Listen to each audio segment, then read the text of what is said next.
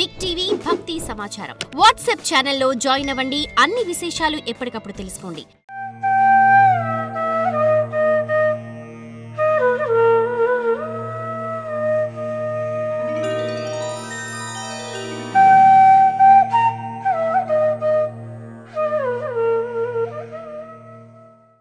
శ్రీమాత్రే నమః. కాత్యాయని మహామాయే భవానీ భువనేశ్వరి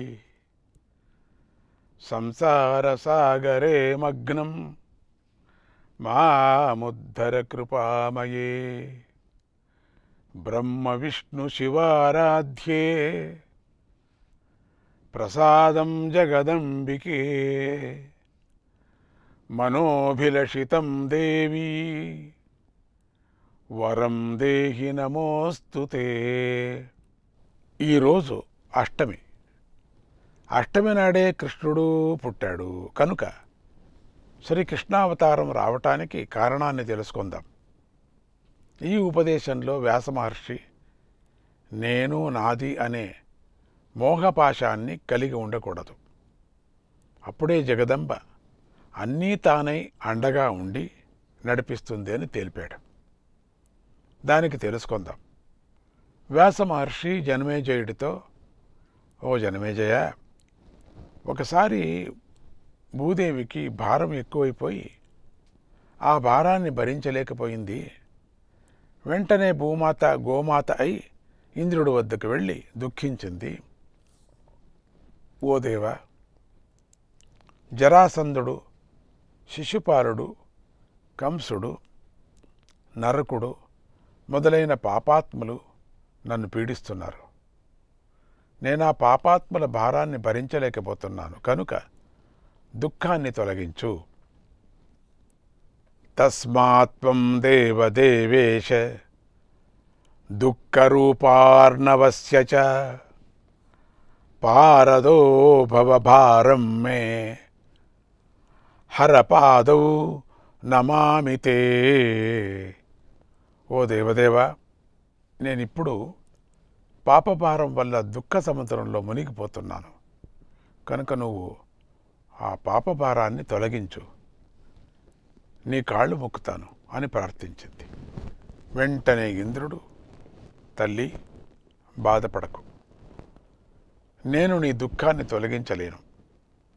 నాకన్నా పెద్దవాడు బ్రహ్మదేవుడున్నాడు, ఆయనే నీ దుఃఖాన్ని తొలగిస్తాడు అని భూమాతని వెంటబెట్టుకొని ఇంద్రుడు బ్రహ్మదేవుడి వద్దకు వెళ్ళాడు. బ్రహ్మదేవుడు భూమాత నుండి విషయం తెలుసుకొని ఇలా అన్నాడు, తల్లి బాధపడకు, నేను నీ దుఃఖాన్ని తొలగించలేను. నాకన్నా పెద్దవాడైన మహావిష్ణువు ఉన్నాడు, ఆయనే నీ దుఃఖాన్ని తొలగిస్తాడని అందరిని వెంటబెట్టుకొని బ్రహ్మదేవుడు విష్ణువు వద్దకు వెళ్ళి ఇలా స్తుతించాడు. సహస్రశీర్షా త్వమసి సహస్రాక్షః సహస్రపాత్ త్వం వేద పురుషః పూర్వం దేవదేవ సనాతనః. ఓ శ్రీహరి, నువ్వు సహస్రశీర్షుడవు, సహస్రాక్షుడవు, సహస్రపాదుడవు, వేదపురుషుడవు, దేవదేవుడవు, సనాతనుడవు. ఇదిగో భూదేవి, ఈమె మీద పాపాత్ములు ఎక్కువైపోయారు, వారిని ఆమె భరించలేకపోతుంది, వారినందరినీ వధించు, ఈమె దుఃఖాన్ని తొలగించు, నీకన్నా గొప్పవాడు లేడు అని బ్రహ్మదేవుడు బాగా స్తుతిస్తూ ఉంటే మహావిష్ణువు అడ్డు తగిలి ఇలా అన్నాడు, ఓ దేవా, ఆగు, అంత మాట అనకు, ఇక నన్ను పొగడకు.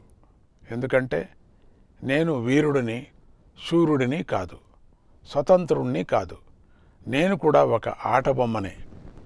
నాతో పాటుగా నువ్వు, రుద్రుడు, ఈ దేవతలు అందరం ఆటబొమ్మలమే, ఎవరూ కూడా స్వాతంత్రులం కాము.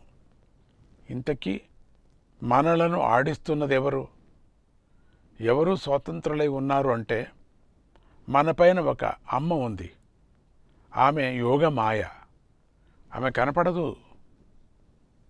ఆ తల్లికే ఈ సృష్టి అంత వశమై ఉంది. ఆమె ఈ సమస్త లోకాలను పాలిస్తూ ఉంది. కనుక ఆమె ఏం చెయ్యమంటే మనం అదే చెయ్యాలి. అంతేకాని మన ఇష్టప్రకారంగా చేయటానికి వీలు లేదు. ఆ తల్లి నన్ను చేపగా, తాబేలుగా, వరాహంగా చూడాలనుకుంది. లేకపోతే నేను ఆ జన్మలను ఎత్తేవాడినా నాకేమా కర్మ? నాకు జంతు జన్మలెత్తటం వల్ల పుణ్యం వస్తుందా? పురుషార్థం వస్తుందా? నేను అవతారాలు ధరించటానికి కారణం అమ్మే. అంతేకాదు, నేను పరశురాముడనై జన్మించి దుష్టులను వధించి రక్తాన్ని ఏరులై పారించాను. శ్రీరాముడనై నారబట్టలు కట్టుకొని అడవుల్లో తిండి తిప్పలు లేకుండా బ్రతికాను. దారిద్ర్యాన్ని అనుభవిస్తూ దుఃఖించాను. దీనికి తోడు నేను బంగారు లేడి విషయంలో భ్రాంతి చెందాను. మతిలేక భార్యను విడిచి దాని వెంటబడ్డాను. ఇంతలో రావణాసురుడు నా భార్యను అపహరించాడు. తర్వాత నేను వానరుల సహాయం చేసుకొని రావణాసురుడిని వధించి తిరిగి సీతను పొందాను. నేను ఇలా 14 సంవత్సరాలు అడవిలో కష్టాలు అనుభవించాను. దైవాద్యుద్ధే జయ ప్రాప్తో, దైవాద్యుద్ధే జయ ప్రాప్తో నిహతోసౌ మహాసురః, నిహతోసౌ మహాసురః. దైవయోగం వల్లనే ఆ రావణాసురుడు వధించబడ్డాడు. దైవకృప వల్లే నేను రాక్షసులను జయించి జయశీలుని అని అనిపించుకున్నాను. సీతతో కలిసి తిరిగి అయోధ్యకు వచ్చి రాజునయ్యాను. అయితే ఆ రాజ్యభోగాలు ఎంతకాలం ఉంటాయి? ఉండవు కదా. కొంతకాలానికి ఎవడో అన్న మాటకు నా సీత భూమిలోకి వెళ్ళిపోయింది. నేను తిరిగి తమ్ముళ్ళందరితో కలిసి వైకుంఠానికి వచ్చేశాను. ఇది నా కథ. ఇప్పుడు చెప్పు, నాకు స్వేచ్ఛ ఎక్కడుంది? ఓ బ్రహ్మదేవా, ఈ విషయం నీకు కూడా తెలుసు. నీకు, నాకు, ఇంద్రుడికి, అందరికీ కూడా స్వేచ్ఛ లేదు. మనమందరం కూడా మహామాయకు వశులై ఉన్నాము. యన్మాయా మోహితః సర్వః, యన్మాయా మోహితః సర్వః సత్వం జానాతి నో జనః, సత్వం జానాతి నో జనః. వయం మాయావృతాః కామం న స్మరామో జగద్గురుం పరమం పురుషం శాంతం సచ్చిదానందమవ్యయం. ఈ సృష్టిలోని ప్రతి వ్యక్తి కూడా మాయకు మోహితుడై ఉన్నాడు. అందుచేత దేవీతత్వాన్ని తెలుసుకోలేకోకుండా ఉన్నాడు. అలాగే మనం కూడా మాయ చేత ఆవరించబడి ఉన్నాం. కనుక మనం కూడా ఆ జగద్గురువు, పరమపురుషుడు, అవ్యయుడు, సచ్చిదానంద రూపుడు అయిన జగద్గురువు యొక్క స్వరూపాన్ని తెలుసుకోలేకోకుండా ఉన్నాం, మరిచిపోతున్నాం. అహం విష్ణు అరహం బ్రహ్మ, అహం విష్ణురహం బ్రహ్మ శివోహమితి మోహితాః, శివోహమితి మోహితాః న జానీమో వయం ధాతః, న జానీమో వయం ధాతః. పరం వస్తు సనాతనం, పరం వస్తు సనాతనం. నేను విష్ణువును, నేను బ్రహ్మను, నేను శివుడిని అని అహంకరించి మోహింపబడుతున్నాం.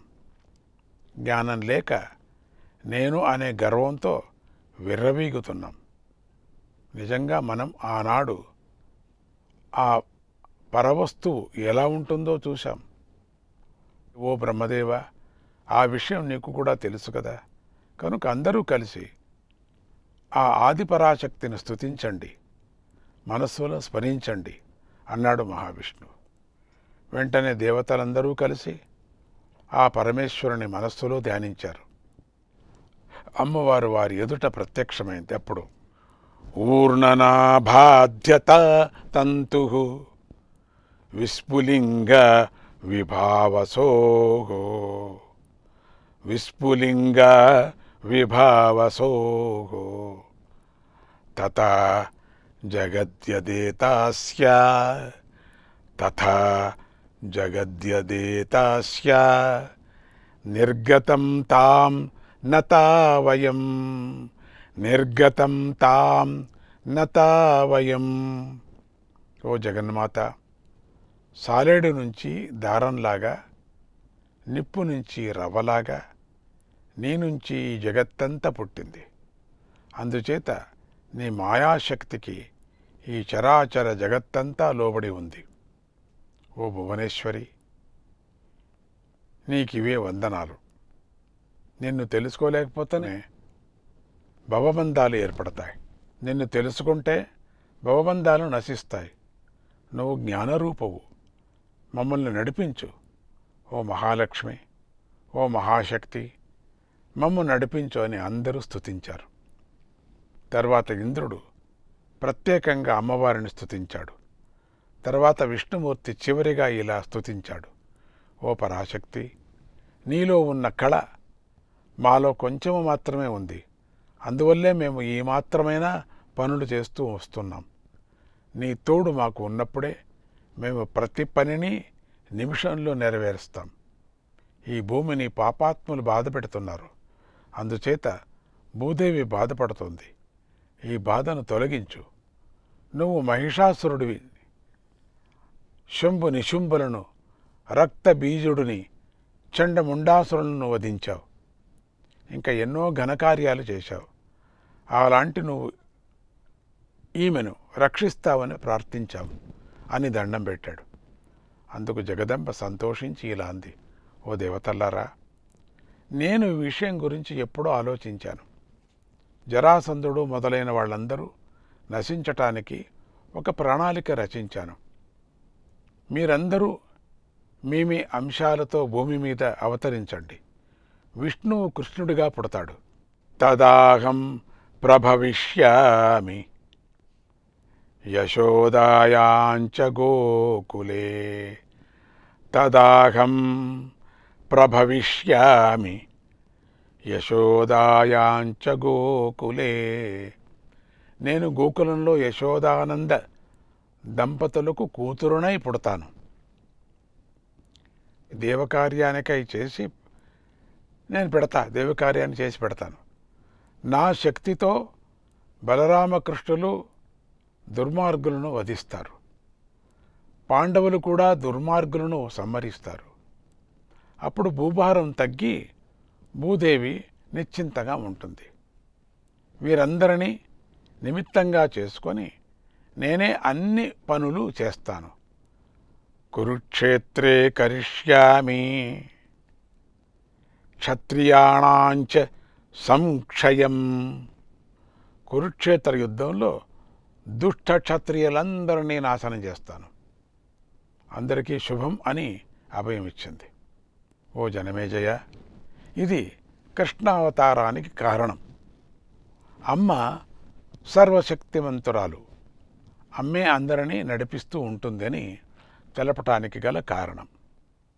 ఇప్పుడు చెప్పు, భూభారం తొలగించటానికి కారణం అమ్మవారు.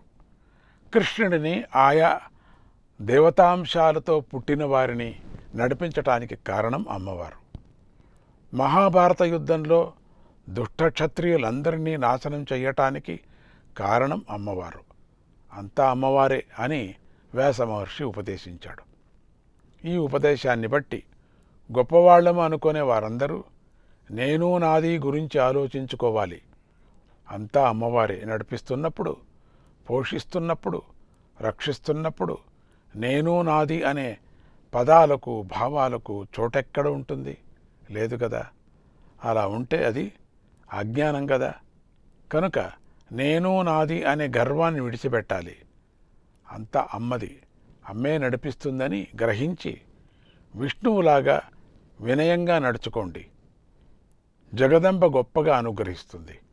శ్రీమాత యొక్క కృప ఈ జగత్తుపై ప్రసరించి అందరూ సుఖశాంతులతో వర్ధిల్లుదురుగాక అని ఆశీర్వదిస్తూ శ్రీమాత్రే నమః. For more videos like this, subscribe Big TV channel.